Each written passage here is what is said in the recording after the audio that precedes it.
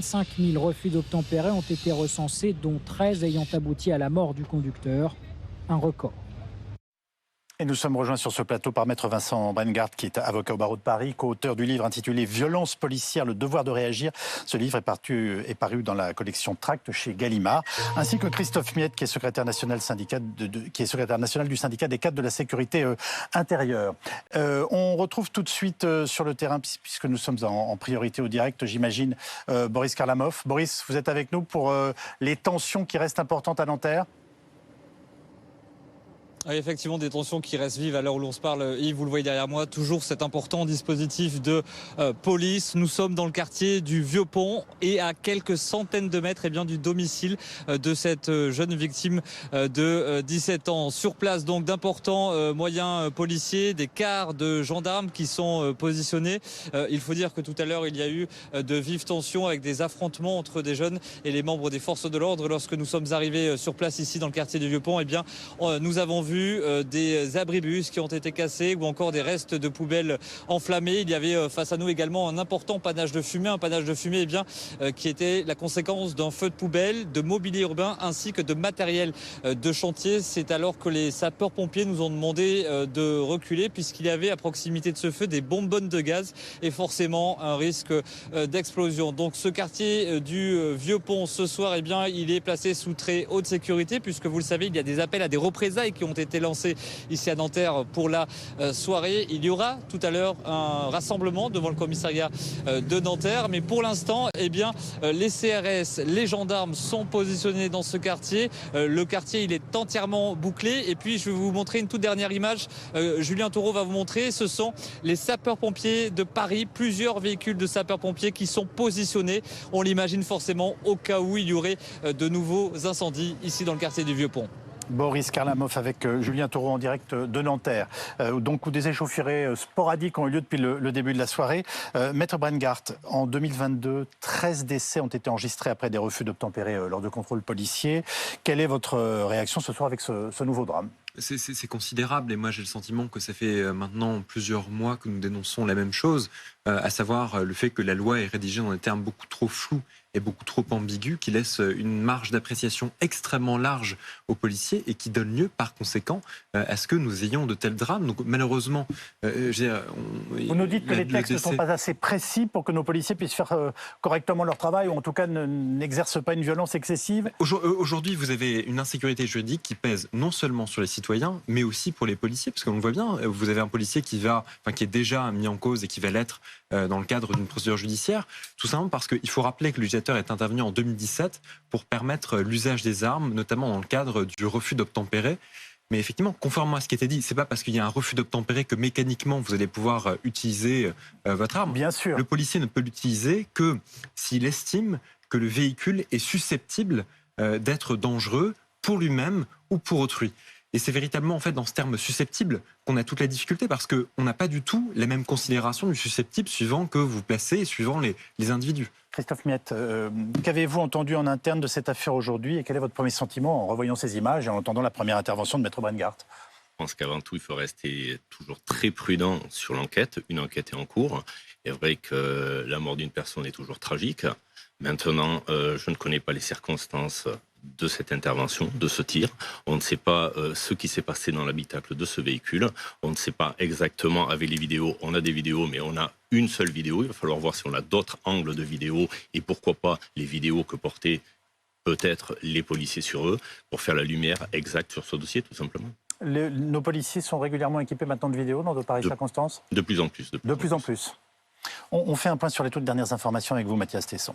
Alors, deux choses à savoir ce soir. D'abord, les événements en cours à Nanterre, avec ce soir donc un important dispositif de force de l'ordre déployé, des sapeurs-pompiers également, parce que en fait, il y a eu des incendies et des palettes et des cabanes de chantier. Il y avait eu des craintes de violences urbaines dès tôt ce matin, puisque sur place, nos reporters nous disaient que des jeunes se rassemblaient déjà et appelaient à des représailles. On sait ce soir, et c'est la préfecture de police de Paris qui nous l'indique, que 4 personnes ont déjà été interpellées ce soir dans le cadre de ces violences urbaines. Et puis, il y a tout ce qui concerne l'enquête judiciaire, effectivement, avec ce fonctionnaire de police qui est mis en cause. Il a été placé en garde à vue ce soir pour homicide volontaire. C'est l'IGPN qui l'interroge en ce moment, une garde à vue qui peut aller jusqu'à 48 heures, garde à vue pendant laquelle les enquêteurs de l'IGPN vont essayer d'abord d'obtenir évidemment sa version des faits, d'essayer de savoir ce qui a pu motiver ce contrôle, même si on sait que selon les premières sources et les premières versions des policiers, manifestement, ce véhicule a commis des infractions au code de la route. C'est pour ça qu'il y a ce contrôle, mais les enquêteurs vont aussi essayer de savoir dans quelle situation, dans quel contexte ce fonctionnaire de police de 38 ans dégaine son arme, braque son arme sur ce jeune conducteur de 17 ans et fait feu. Parce que, évidemment, et c'est tout l'enjeu, on ne peut pas faire feu n'importe comment lorsqu'on est policier sur quelqu'un. Tout cela est précisément encadré, évidemment. C'est la sécurité du policier qui doit être menacée ou celle d'un tiers pour que la légitime défense puisse éventuellement être retenue. Et l'avocat de la famille, Maître Yacine Bouzrou, qui prenait la parole tout à l'heure sur l'antenne de BFM TV, a annoncé donc qu'il portait plainte. On l'écoute. Je ne comprends pas comment un policier qui vient d'abattre de sang-froid un jeune de 17 ans n'est même pas placé en garde à vue. Nous demandons tout simplement sa condamnation, son placement en garde à vue, sa comparution devant un juge d'instruction et un jugement afin qu'il soit condamné pour homicide volontaire. Là vraiment, nous sommes totalement éloignés de la légitime défense ou d'un cadre légal permettant de tirer sur un jeune homme. Là vraiment, toutes les règles élémentaires ont été violées et c'est clairement un homicide volontaire, il n'y a rien d'autre à dire. Et ça va même plus loin puisqu'on a des policiers qui se permettent de mentir ensuite car ils ne savaient pas qu'il y avait une vidéo. Ils ont donc inventé une histoire en indiquant qu'il y avait une tentative d'homicide sur leur personne. Alors, depuis cette prise de parole de l'avocat, le policier, bien entendu, a été inculpé, je le rappelle. Alors, il était placé en garde. Pardonnez-moi, placé en garde à vue, oui, bien entendu. Garde à vue qui peut durer jusqu'à 48 heures. Il est toujours présumé innocent, mais évidemment, vu la gravité des faits, la garde à vue est le strict minimum dans ce genre de circonstances, effectivement, pour qu'il puisse s'expliquer. Et puis, Maître Yacine Bouzrou a pointé autre chose. Oui. Il dépose plainte aussi ce soir pour faux en écriture publique. Alors, expliquez-nous ça, parce que il soupçonne en fait les fonctionnaires de police en question d'avoir donné une version un peu altérée de la réalité, puisque les premiers éléments qui remontent au tout début de la journée, lorsque les faits se déroulent, c'est que ce véhicule aurait foncé sur des policiers. Or, lorsqu'on voit cette vidéo, cette petite séquence, il faut remettre les choses dans leur contexte, on n'a pas l'avant. On n'a pas vu avant ni après. Mais tout de même, dans cette petite séquence, on voit tout de même que le véhicule ne fonce pas sur les policiers. Non. Il est à vitesse réduite. Ce qui ne veut pas dire, je ne suis pas enquêteur, je ne suis pas magistrat, que le tir n'est pas il est même à l'arrêt au début de la séquence. Voilà, il est à l'arrêt au début de la séquence et il redémarre et c'est à ce moment-là que le policier fait feu. Mais Maître Yacine Bouzrou soupçonne les fonctionnaires de police d'avoir donné une version altérée, d'avoir menti en fait sur leur déposition. Le fait qu'un véhicule de ce type qui fait l'objet d'un contrôle, donc à ce moment-là, ne soit pas à l'arrêt, est-ce que c'est quelque chose qui vous paraît surprenant? Vous savez qu'on vit maintenant avec les films américains en tête, on voit les policiers intervenir dans des conditions absolument incroyables. Est-ce que lorsqu'un contrôle de police se fait avec un véhicule, par définition, le moteur doit être coupé? Vous comprenez ma question? Oui, techniquement, c'est le b.a.-ba, vous faites couper le moteur. Mais par contre, si le conducteur ne veut pas couper son moteur, vous n'êtes pas dans l'habitacle en train de lui tourner la main pour couper le moteur, tout simplement. Maître Brenngard, vous comprenez l'aspect très virulent de la prise de parole de votre confrère ce soir? Je la comprends parce qu'il y a un effet de lassitude. Un effet de lassitude face à la répétition de tel comportement, face à la répétition, à la recrudescence du nombre de personnes qui décèdent du fait de refus d'obtempérer. Et lassitude aussi par le fait que généralement, et on en a été témoin dans différentes procédures qu'on a pu suivre au cabinet, c'est vrai qu'il y a une tendance dans ces dossiers dans lesquels des fonctionnaires de police peuvent être mis en cause, à rapidement pouvoir s'accorder sur les éléments de langage qui vont être utilisés, à rapidement s'accorder sur une version des faits. Mais sauf que l'actualité a montré de plus en plus ces derniers mois que face à cette réalité de procès-verbal, face à cette réalité de déclaration, s'oppose la réalité des vidéos. Et effectivement, je pense que peut-être que les fonctionnaires de police n'avaient pas conscience du fait que le contrôle avait été filmé et que c'est précisément ce film qui permet véritablement de bien montrer que, à l'évidence en tout cas par rapport aux éléments dont nous disposons pour l'instant, il n'y avait pas forcément d'état de légitime défense. Ces images nous donnent ce soir quelques éléments d'appréciation de ce qui s'est passé ce matin. Et évidemment, on est choqué de voir cette voiture démarrer et on est choqué dans l'instant même d'entendre le coup de feu. Nous sommes d'accord. Mais elle ne nous dit pas tout de ce qui s'est passé, ni avant ni après. Mais vous nous dites que maintenant, en tout cas, ces images sont partie prenante de toutes ces affaires. Et de nombreux avocats d'ailleurs, se demandent combien de faits similaires qui n'ont pas été filmés ont peut-être existé dans l'actualité juridique, dans l'actualité judiciaire. Et c'est pour ça que ces avocats avocats, parfois, encouragent de plus en plus les personnes à filmer pour justement se prémunir d'éventuelles fausses versions qui pourraient être dites. Laurent Neumann, on voit que la situation est en train de se tendre puisque des gaz lacrymogènes ont été utilisés pour faire des dispersions à Nanterre. La soirée est en train de commencer et on comprend qu'elle va être tendue. Oui, et j'y vois trois raisons, non pas trois justifications, mais trois explications. D'abord les faits qui sont d'une gravité rare. C'est un drame, c'est une tragédie. Un jeune de 17 ans qui meurt à l'occasion d'un contrôle, c'est une vraie tragédie. La deuxième explication, c'est cette vidéo qui a circulé très tôt et qui a suscité des dizaines, des milliers de commentaires, des milliers de partages et qui donc crée légitimement une émotion. Même si, et Mathias l'a dit il y a un instant, ça n'est qu'une petite partie des faits. On ne sait pas ce qui s'est passé avant.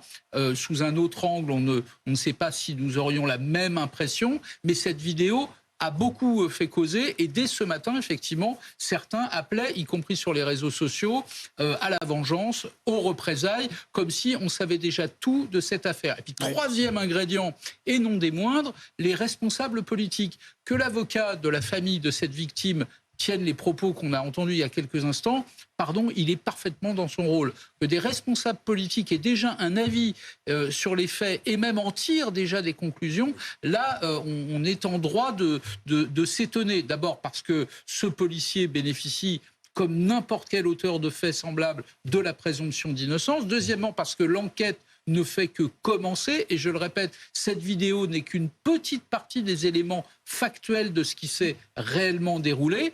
Et puis troisièmement, parce qu'à chaque fois qu'un fait de cette nature survient, il y a ce type de débat politique. Ça n'est absolument pas nouveau. Et on voit que certains responsables politiques ne font pas dans la nuance. On parle de condamnation à mort, on parle d'exécution, de peine de mort. Les mots, quand même, ont un sens, pardon. Alors, on fait de la politique, et c'est normal de faire de la politique. Il est normal d'interroger les règles de l'usage de la force. Il y a cette loi de 2017, certains y étaient favorables, d'autres y étaient parfaitement opposés, la dénoncent depuis 2017. Certains, à l'inverse, voudraient aller beaucoup plus loin. Et Benjamin citait le Rassemblement national ou Reconquête qui souhaite une présomption de légitime défense de la part des policiers, que ça fasse débat, c'est normal. En revanche, qu'on utilise des faits dont qu'on ne connaît que partiellement, là, ça peut prêter à interrogation. On retourne sur le terrain en direct sur BFM TV où sont nos équipes. Je vous le rappelle, Boris Karlamov, ça tourne très clairement maintenant à l'affrontement.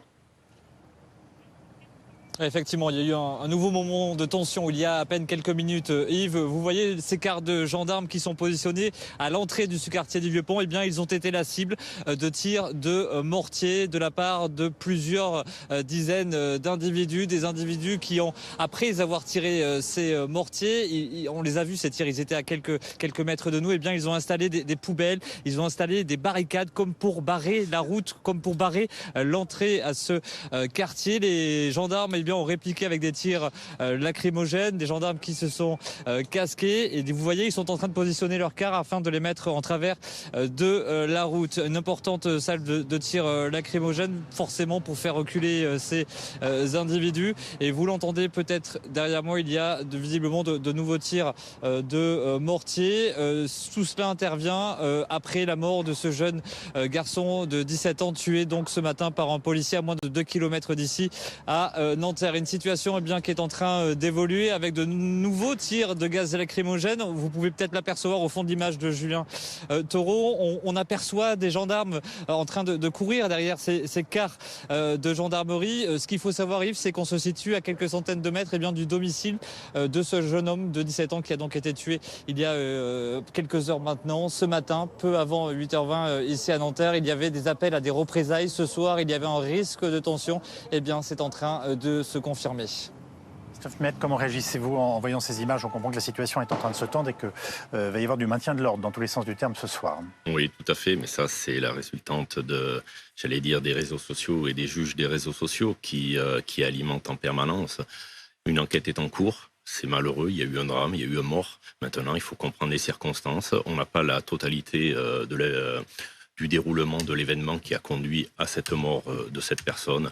Donc le mieux, c'est d'attendre que la justice fasse son œuvre et ne pas juger sur les réseaux sociaux et emballer et qu'il y a un emballement médiatique, notamment aussi des politiques qui jettent de l'huile sur le feu en permanence dès que la police est mise en cause. Justement, parlons des réactions politiques avec vous, Benjamin Duhamel, à commencer par le ministre de l'Intérieur, Gérald Darmanin, dont on va voir le tweet. Absolument, qui a réagi sur Twitter en annonçant notamment que l'IGPN était saisie et qui ensuite a profité des questions au gouvernement pour affirmer, Gérald Darmanin, qu'il considérait que c'était des images extrêmement choquantes, qu'il fallait faire la lumière sur les faits, tout en rappelant bien sûr la présomption d'innocence qui concernait ces policiers. Ce qui était très frappant dans l'intervention de Gérald Darmanin, c'était de voir à quel point elle était marquée par une sorte de modération, de mesure, de tempérance, bien sûr compte tenu des faits, et aussi compte tenu du risque de débordement que l'on voit en ce moment, tout au moins des débuts de débordement à Nanterre. On ne retrouvait pas le ministre de l'Intérieur que l'on connaît et qui vole toujours au secours de sa police. En première ligne des forces de l'ordre. Gérald Darmanin sait très bien que dans ce genre de situation tendue, la moindre parole, le moindre mot qui ne serait pas sous-pesé pourrait avoir des conséquences directes sur le terrain avec effectivement ce type de scène que l'on commence à avoir. Et des mots peu sous-pesés, on en a quand même beaucoup ce soir. Absolument, vous avez raison. Ça, c'est du côté de Gérald Darmanin. Et puis, le fait marquant, Laurent Neumann le disait, c'est cette volonté qu'a eue la NUPES de se saisir immédiatement de ce qui s'est passé sans attendre effectivement d'avoir toute la lumière sur les faits pour aller sur le terrain politique. Sur le terrain politique du maintien de l'ordre, sur le terrain politique de la façon dont les policiers et les gendarmes peuvent avoir recours à leurs armes de service, sur la question de la légitime défense, et ce dont parlait Laurent, à savoir la loi de février 2017 qui a été directement pointée du doigt, notamment par un certain nombre de membres de la France insoumise. Et il y a quelques instants, on le citait, on va peut-être le souligner une nouvelle fois, la réaction de Jean-Luc Mélenchon, réaction avec des mots extrêmement forts que je vais vous citer juste là. Voilà l'ancien candidat à l'élection présidentielle qui dit « La peine de mort n'existe plus en France. Aucun policier n'a le droit de tuer sauf légitime défense. S'il s'agissait d'un refus d'obtempérer de pollueurs ou d'émigrés fiscaux, on ne se poserait pas la question. On ne voit pas bien là quel est le rapport dans la comparaison. Nous avons multiplié les alertes. Cette police incontrôlée par le pouvoir discrédite l'autorité de l'État. Elle doit être entièrement refondée. Condoléances affligées à la famille. » Jean-Luc Mélenchon non seulement parle de peine de mort, là encore, Laurent le disait, c'est assez excessif. Il y a un débat, bien sûr, sur les conditions dans lesquelles les policiers ont eu recours à leur arme de service. Évidemment, quand on voit la vidéo, mais il ne s'agit pas de peine de mort. Et Jean-Luc Mélenchon qui, une fois encore, généralise ce qui s'est passé à cette police incontrôlée par le pouvoir discrédite l'autorité de l'État. Il ne s'agit pas des policiers en l'espèce, mais bien de cette police. Rappelez-vous, Jean-Luc Mélenchon, aussi dans une affaire de refus d'obtempérer, avait affirmé, je crois de mémoire que c'était là encore sur les réseaux sociaux, sur Twitter, que, je cite, la police tue. On est peut-être encore un niveau en dessous avec cette réaction, mais l'idée générale est de mettre en cause la police dans sa façon de maintenir l'ordre et la nécessité de la refonder. C'est ce que dit Jean-Luc Mélenchon ce soir. Alors, Maître Weingart, lors de votre première intervention ce soir dans notre émission, vous nous avez fait part finalement de vos inquiétudes sur la situation dans laquelle... J'ai envie de vous dire, quel est le problème? Qu'est-ce que vous observez et qu'est-ce qui aujourd'hui vous inquiète? Je pense que déjà, il y a une double temporalité. Il y a la temporalité judiciaire où effectivement les fonctionnaires mis en cause vont faire valoir leurs droits dans le cadre de la procédure, parce que ça a été rappelé, on doit le refaire, c'est-à-dire qu'ils sont évidemment présumés innocents et qu'il leur appartiendra aussi de pouvoir s'expliquer sur les conditions dans lesquelles ce drame a pu survenir. Maintenant, cette temporalité judiciaire ne doit pas empêcher une temporalité qui est une temporalité de débat public sur les conditions, les circonstances dans lesquelles de tels agissements peuvent avoir lieu. Parce que si on doit compter sur la temporalité judiciaire, il faudra compter sur 3-4 ans d'informations judiciaires qui ne nous permettront pas de poser maintenant le débat dans lequel cet usage des armes peut être rendu possible. Quel est-il ce débat? Qu'est-ce qui vous choque, pardonnez-moi, aujourd'hui dans la façon dont ça fonctionne dans notre pays? Et c'est que vous aviez déjà, au moment de la loi 2017, un certain nombre d'autorités administratives indépendantes, dont le Défenseur des droits, qui alertaient sur le caractère vague de la rédaction même de la loi et des circonstances dans lesquelles des policiers pouvaient faire usage de leurs armes. Et on voit en fait que ces différents drames qui ont pu survenir ces derniers mois... Les textes ne sont pas clairs. Les textes ne sont pas clairs parce que j'ai dit tout à l'heure, Laurent Neumann qui donne ligne de la tête, je vous le signale. Non, je donne ligne de la tête pour une raison, c'est qu'il faut se rappeler du contexte de la loi de 2017. Il y a eu les attentats. C'est pas une raison pour qu'elle soit imprécise, si c'est ce que nous dit Maître Weingart. Mais il y a 5 cas précis qui sont décrits dans ce nouvel article, et notamment le fameux périple meurtrier. Périple meurtrier. Oui, pour empêcher la réitération d'un meurtre. C'est-à-dire quelqu'un qui... Ça, c'est le terrorisme, ça ne concerne pas le cas Absolument. d'espèce. C'est mais le quatrièmement qui concerne le cas d'espèce. Il peut y avoir usage de l'arme. Et donc, dans cette loi, on a rajouté, à propos de la légitime défense, je le répète, quand le refus d'obtempérer d'un automobiliste menace physiquement les policiers, la voiture devient donc une arme par destination. On continue de voir les images qui sont impressionnantes sur ce qui se passe en ce moment même à Nanterre. Pardonnez-moi, on vous laisse terminer votre intervention, maître. Effectivement, il peut y avoir des dispositions législatives qui sont des dispositions relativement précises, notamment dans le cas du périple meurtrier, parce qu'on imagine bien que si jamais une personne se met à assassiner plusieurs citoyens sur la voie publique, évidemment qu'il faut que les policiers puissent avoir une capacité de riposte. Maintenant, s'agissant de l'alinéa en question, c'est un alinéa qui, encore une fois, est lié à une potentialité. C'est-à-dire qu'on vous dit bien un véhicule qui est susceptible de porter atteinte aux personnes ou aux fonctionnaires de police. Et il suffirait de faire le tour de cette table pour bien se rendre compte qu'en fait, on n'a pas du tout le même regard du danger. Donc il faut bien que ce soit un minimum objectivé. Et là où ces vidéos sont intéressantes, c'est que pour l'instant, elles ne permettent pas de voir les circonstances objectives qui ont pu faire naître un état de légitime défense pour les policiers. Guillaume Fard, je vous laisse commenter ces images qu'on voit depuis quelques instants, qui sont très largement montées en intensité concernant les violences. Il y a un maintien de l'ordre qui est important. On a vu démarrer des véhicules de police il y a quelques instants. Que se passe-t-il sur le terrain, selon vous, vous qui avez l'habitude d'interpréter ce qui se passe dans ces pareilles circonstances? Ce que l'on sait, ce que l'on voit, c'est qu'il y a des débuts de violence urbaine. Oui. Début de violence urbaine. On ne peut pas encore parler d'émeute urbaine, mais ce que l'on sait aussi, c'est que si on regarde un instant dans ça flambe quand même. Voilà, dans le passé de notre pays, quand il y a eu des personnes qui sont décédées dans le cadre d'une opération de police, et que c'était dans un contexte qui était un contexte urbain, voire dans des quartiers sensibles. Ouais. Il y a eu ensuite des embrasements de ces quartiers. Je pense notamment aux émeutes de Villiers-le-Bel ou même à toute la séquence d'émeutes au pluriel dans les banlieues, notamment en 2006. Et donc là, on est dans cette configuration-là. On pas d'émeutes urbaines généralisées, mais en tout cas de violences urbaines à minima, puisque c'est ce que redoutent les autorités. Quand une personne jeune décède dans le cadre d'un contrôle de police, parfois il y a un embrasement de certains quartiers. Christophe Miette, vous avez un confrère ce soir qui est donc en garde à vue. Est-ce que vous partagez l'analyse de Maître Brengart concernant un manque de clarté dans les textes sur la façon dont vos confrères peuvent intervenir en de pareilles circonstances? Ma question c'est, est-ce que vous avez besoin de nouveaux textes et de textes plus clairs? Je pense que la question ne se situe pas là. Des textes toujours modifier, avoir des textes plus clairs. La question, c'est la violence de la société, les refus d'obtempérer qui de plus en plus violents, des véhicules qui servent d'armes contre les policiers. Maintenant, oui, j'ai un collègue en garde à vue. La garde à vue, c'est à charge, à décharge. Il bénéficie de droits pour que toute la lumière soit faite sur cette histoire, tout simplement. Il faut revenir. Vous nous dites que la police répond à une violence plus grande aujourd'hui. Il y a des gens qui refusent, par exemple, d'être contrôlés dans leur voiture? Vous savez, vous avez à l'heure actuelle, par an, pratiquement 28 000 refus d'obtempérer. Tous ne se soldent pas par un tir d'arme et le décès d'une personne. Vous avez quelques cas dramatiques, je vous l'accorde. Maintenant, c'est à la justice de passer et faire son œuvre. Guillaume Fard ? D'abord, effectivement, il faut reprendre quelques statistiques de base. Les interventions de police, c'est 3 millions par an, 8 000 par jour. Oui. Donc déjà, 8 000 par jour. L'usage de l'arme, c'est pour les policiers, c'est 300 fois dans l'année qu'un policier va sortir son arme. Voilà. 300 fois dans l'année, on peut dire que c'est une statistique qui ramène à moins d'une fois par jour en moyenne. C'est et c'est stable depuis 5 ans. Sur 8 000, 1 sur 8 000, ça fait 0,012% des cas. Non, pardonnez-moi, vous venez de nous dire que nos policiers étaient en situation de devoir sortir leur arme 300 fois par jour ?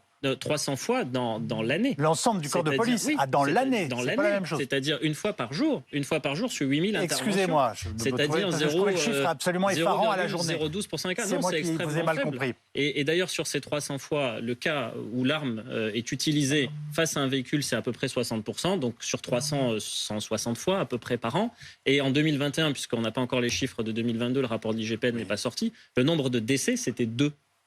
Voilà, 2. Donc après, un mort est un mort, c'est toujours un mort de trop, mais il ne faut pas non plus donner l'impression que la loi du 28 février 2017 a conduit à ce qu'on ait des policiers qui soient transformés en cow-boys, que ce soit au quai Coral et que tout le monde tire sur tout le monde et tue tout le monde. Voilà, il faut remettre ces chiffres en perspective. C'est-à-dire que sur 3 millions d'interventions de police par an, dans le cadre de problématiques de tir sur véhicule, il y a eu 2 décès en 2021. Mathias Tesson, on va revoir ces images que vous nous décrivez depuis le début et en fait rappeler exactement ce qui s'est passé ce matin au moment où nous parlons et en fonction des informations que nous avons. Alors les faits se déroulent aux alentours de 8h, 8h30 ce matin à Nanterre. Il y a donc ce véhicule jaune qui est donc contrôlé par ces 2 fonctionnaires de police motorisés qui se trouvent sur le côté gauche de ce véhicule, côté conducteur. Il y a un premier fonctionnaire qui est à proximité de la vitre du conducteur. Un second qui est, lui, un petit peu plus en retrait, qui a son arme braquée en direction du conducteur de ce véhicule. Et donc, quand on consulte cette vidéo et qu'on écoute aussi l'audio, on se rend compte que le véhicule redémarre et que le coup de feu du policier en question intervient quelques secondes, enfin, vraiment dans la foulée du véhicule qui redémarre. On sait donc que le conducteur de ce véhicule est âgé de 17 ans, qu'il a été touché par cette balle au niveau de la poitrine, qu'il est décédé malheureusement des suites de ses blessures, que par la suite le véhicule que l'on voit à l'image va s'encastrer dans un poteau. On sait qu'il n'est pas seul à l'intérieur de ce véhicule puisqu'il y a 2 autres passagers.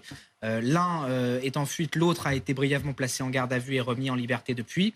À noter que ce jeune homme de 17 ans est connu des services de police, notamment pour des refus d'obtempérer, ainsi que de la conduite sans permis. Et puis, il y a les suites judiciaires, puisque ce soir, un fonctionnaire de police âgé de 38 ans est en garde à vue dans les locaux de l'IGPN, garde à vue qui peut durer jusqu'à 48 heures.